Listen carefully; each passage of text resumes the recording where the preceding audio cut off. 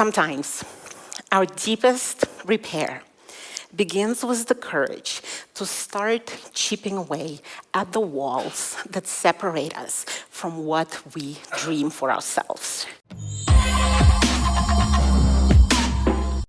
All right, today we have repair and the story of Martha and Mary in Luke 10. And we will talk about what happens when you open your home, the work of diakonia, criticism, and tenderness, and one thing needed. And if you're a Bulgarian, the word repair might hit a little close to home this summer with our extensive repair project of the feeder main.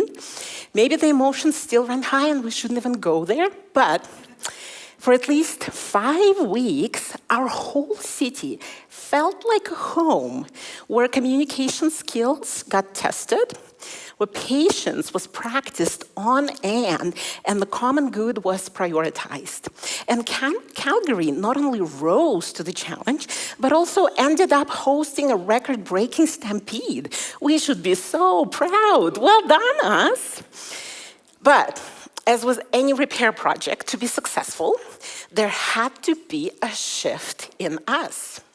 And that shift had to be lived out in the specifics, in the particulars of our daily lives, through the daily acts of care, such as conserving water, adjusting our shower times, keeping our privilege and laundry in check. Because the particulars is often where repair begins. But the story we're looking at today has often been taken out of the realm of the particulars and flung into the abstract. If you have been around church for a while, you might be familiar with this kind of typology. A good, quiet Mary, fully devoted to listening to Jesus. And a loud, distracted Martha, focused on worldly things like dinner. And if you're a woman, you might have strong feelings about this story. I know I do. Phrases like, we all could use a little more Mary and a little less Martha in our lives are not helpful. See me around dinner time with my hangry toddler, I'm in Martha mode because it will help me survive. But today, I want us to look at the particulars of the story and wrestle it out of some of those prescriptive and normative interpretations. And also to recover some appreciation for both sisters and for the repair that can happen when we open our homes. So let's begin with that in Luke 10:38. As Jesus and his disciples were on their way, he came to a village where a woman named Martha opened her home to him. She had a sister called Mary who sat at the Lord's feet listening to what he said. Now, a few notes to locate us in this text. First, this stay at Martha's house is part of what's called the travel narrative in Luke. It begins in Luke 9, where Jesus predicts his death to his disciples and then sets out to Jerusalem, where it will occur. And Luke dedicates 10 chapters to the teachings and the encounters that take place during this journey. Secondly, immediately before our story in chapter 10, we have the parable of the Good Samaritan. A teacher of the law wants to test Jesus. The question is, how does one inherit eternal life? The answer is, love God with all your heart, soul, and strength and mind, and love your neighbor as yourself. The follow-up question is, but who is my neighbor? And the answer is the parable of the Good Samaritan. A Samaritan, someone who would typically be seen as excluded from God's grace, shows compassion to a suffering stranger, while those who are supposed to know God's heart for the suffering pass by on the other side. And with this parable, Jesus knocks down some serious boundaries around who's in and who's out of God's kingdom. And he also reframes the question from the detached, oh, who is my neighbor, to a very personal one. What kind of neighbor am I? So our Martha and Mary story comes on the heels of this parable, putting the love of neighbor to test in a real family situation. But let's look at the sisters. Martha and Mary were well-known figures in the tradition of the early church. The Gospel of John describes both sisters and their brother Lazarus as friends whom Jesus loved. And Luke is the only gospel to tell this specific story about them. Martha is the older sister, a house owner, and possibly one of the patrons of the budding Jesus movement. Luke tells us that some women actually accompanied Jesus and his disciples and supported them financially out of their own means. And Martha is a powerhouse. As soon as she learns that Jesus and the 12 are nearby, she opens her home to them. And the Greek verb used here means to welcome someone into your personal care. This invitation is an extension of her love. Now, Mary, who remains silent through the whole story, does something here that speaks louder than words. She makes her way into the public room of the house, an officially male space, now occupied by Jesus and the disciples, and she finds a seat. And with our modern sensibilities, we might not get the shocking effect of that action, but it is there. Because the phrase, to sit at someone's feet, meant to be a student of that person. And to sit at the feet of a rabbi like Jesus meant you wanted to be a rabbi yourself one day. And being a student of a rabbi was actually a big deal. It was not like taking a casual course for self-improvement. It meant you committed your entire life to that specific rabbi and their teachings. It was a vocational choice. And Judaism, as far as we know, did not prohibit women from learning the Torah. But it was unheard of for a rabbi to have a female student. But in the safety of her sister's home, Mary decides to cross these social boundaries and to start claiming the life that has seemed out of reach. Leaving the women's part of the house, she sits herself down at the feet of Jesus. The teaching session is in progress, heads turn, eyebrows rise, but Jesus does not blink an eye. Breaking boundaries is kind of his thing anyway, right? Sometimes our deepest repair begins with the courage to start chipping away at the walls that separate us from what we dream for ourselves. And the security of our belonging in a place or with the people around us can be enough of a nudge to do just that for us. Now, in The Lord of the Rings, Gandalf says, it is a dangerous business, Frodo, going out your door. You step onto the road, and if you don't keep your feet, there's no knowing where you might be swept off to. Well, it is no less dangerous business, Martha, and the rest of us here, to open our homes to Jesus. There is no knowing what kind of repair project we will get caught up in. In the Gospels, when Jesus is welcomed into homes, we see the message of the kingdom shared, food made and eaten, healing offered, and peace made possible. But there is a particular weightiness to that peace that Jesus brings.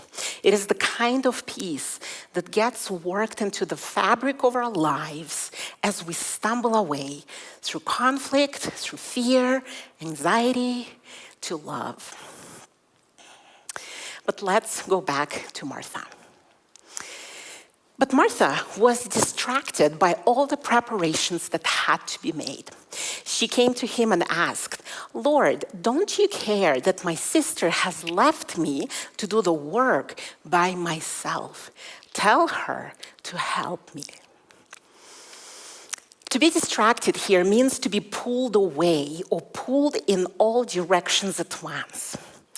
But what exactly is pulling Martha in all directions? The NIV gives us two words, preparations and work, but it is actually one word in Greek, diakonia. And diakonia has a wide range of meaning, from table service to ministry. Our English word deacon comes from it. And because this word is so central for interpreting the story, there's actually some debate about its meaning in this particular context. Some scholars say, diakonia here means to care for your guests through providing a meal.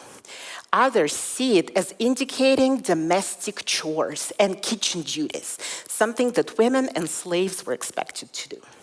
However, what's interesting is that diakonia is also how Jesus describes his own work. In Luke 22, during the Last Supper, Jesus refers to himself as diakonon, the one who came to serve. In the early church, described in Acts, we see that diakonia was an accepted technical term for church leadership, which included Eucharist and preaching. And by the time Luke wrote the gospel, the office of deacon was already well established. We hear it in Paul's writing about Phoebe, who was the deacon in Romans 16.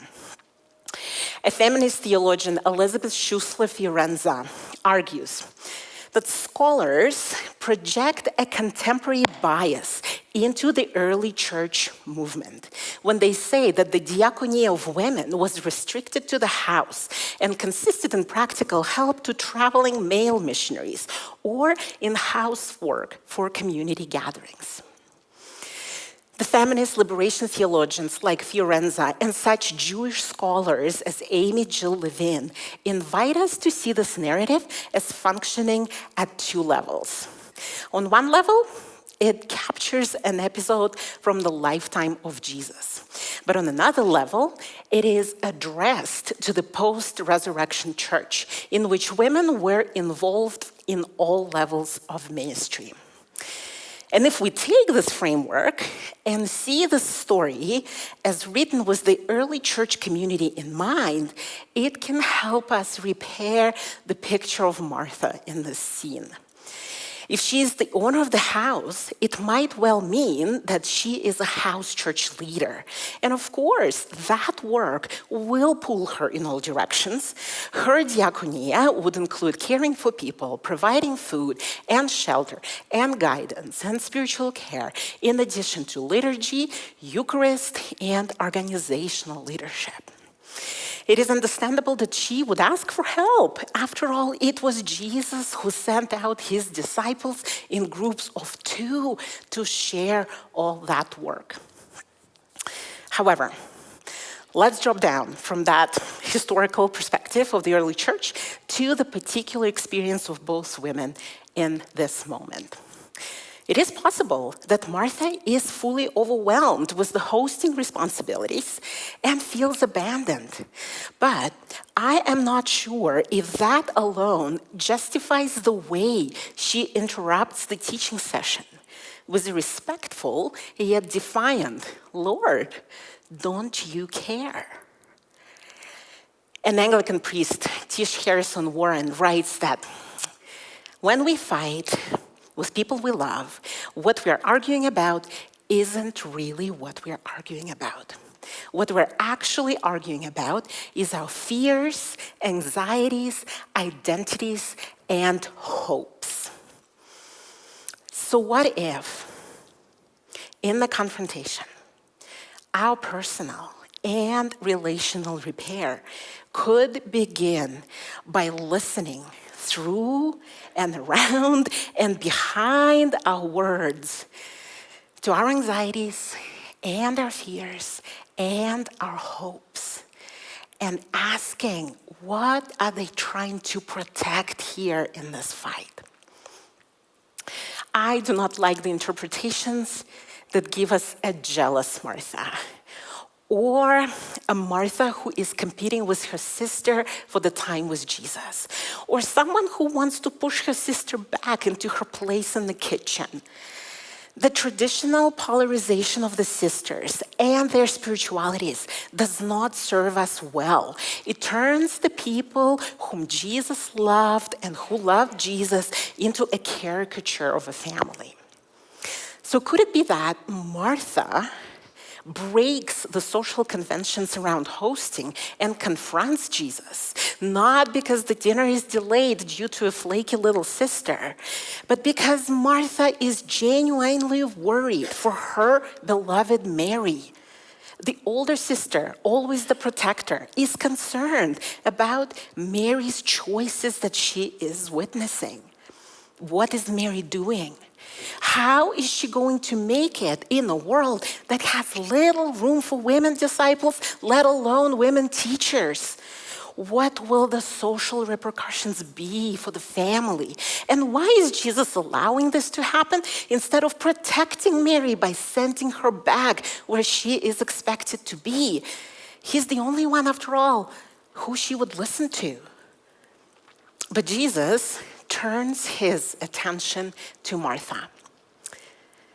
Martha, Martha, the Lord answered, you are worried and upset about many things, but few things are needed, or indeed only one. Mary has chosen what is better, and it will not be taken away from her. And this is where things get complicated. Ancient scribes who copied the story from manuscript to manuscript to manuscript until it got to us, left us with at least 6 discrepancies in these verses, or what biblical scholars call textual variants. And those variants roughly give us 2 different readings, a longer reading and a shorter one. The NIV, which we just read, goes with the longer reading, and it moves from many things to few things, and finally to only one.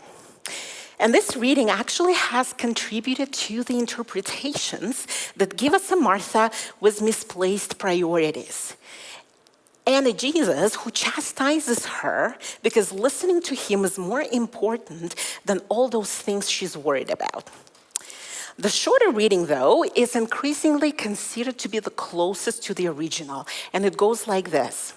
Martha, Martha, the Lord answered, you are anxious and troubled about many things. One thing is needed. Since the Greek manuscripts that we have do not contain the word only, this reading also drops it, which immediately relieves us readers from the pressure to arrive at one single correct meaning of what this only one thing could be. But even with the more correct reading identified, the text remains ambiguous. And this shows up in the history of its interpretation. So if you ever wondered what this story really means, you are in good company. Here's a quick tour. Origen, one of the first big biblical scholars of the early church, saw this story as distinguishing between action and contemplation, new Christians and advanced Christians. For the 4th century monasticism, the quiet listening posture of Mary became the model of mystical life. Augustine leaned into allegory. Martha symbolized the life of this world and Mary of the world to come. And it was the 16th century Protestant Reformation with its juxtaposition of justification by works and justification by faith that also contributed to our contemporary polarization of the 2 sisters and the criticism of Martha.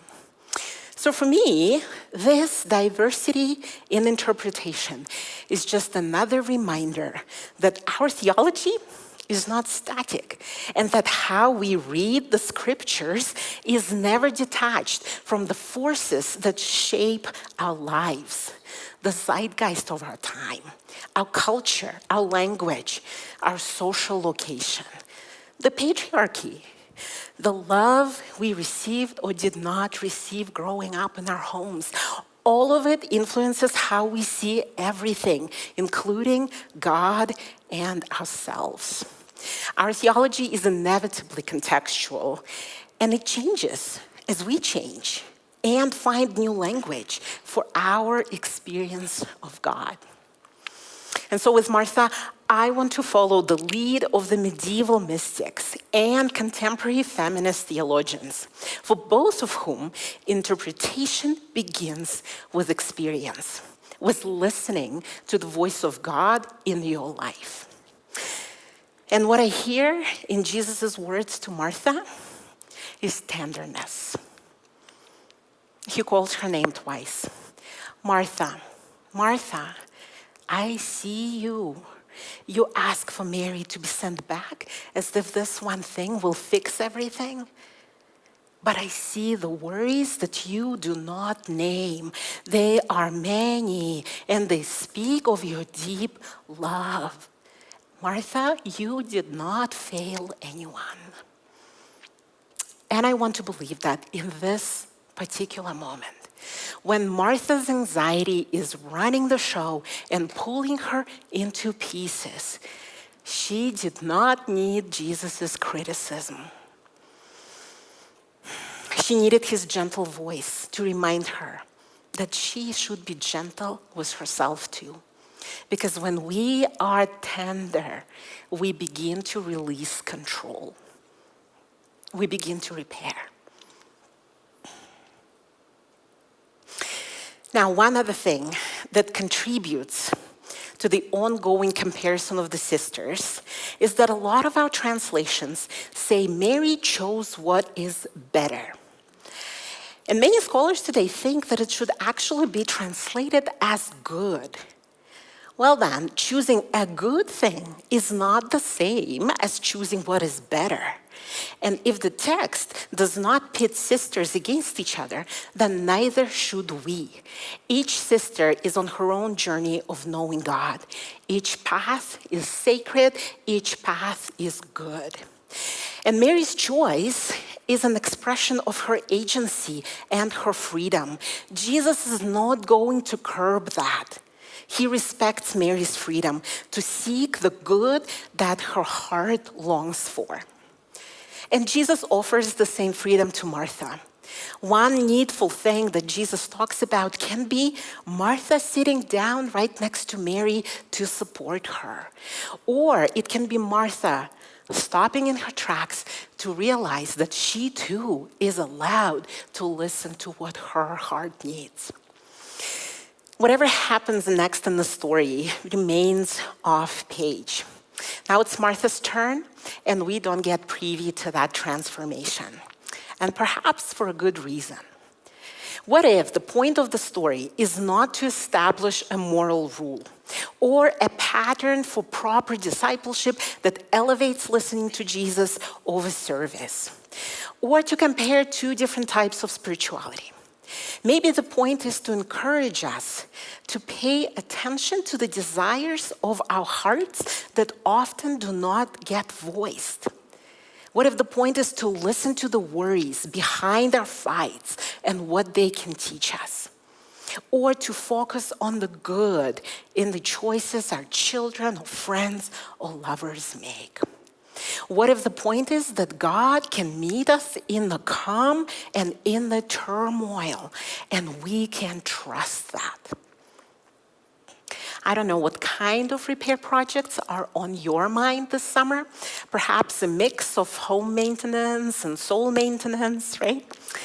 Maybe, like Mary, you are considering a big decision that pushes against what is expected from you. Your one thing could be trusting that the repair it would bring to your sense of self is worth it. Maybe like Martha, you are learning to love through letting go of control, or you're learning to observe the deepest needs of your loved ones, or even your own. Maybe your one good thing could be allowing yourself to make mistakes, to try things, and to practice gentleness. And maybe all our repair of our sense of who we are, of our imagination of the divine, of our parenting and our relations, of our experience of home and church, all that repair, maybe it begins with the freedom to choose what is good for us right now, and trusting that God is already there.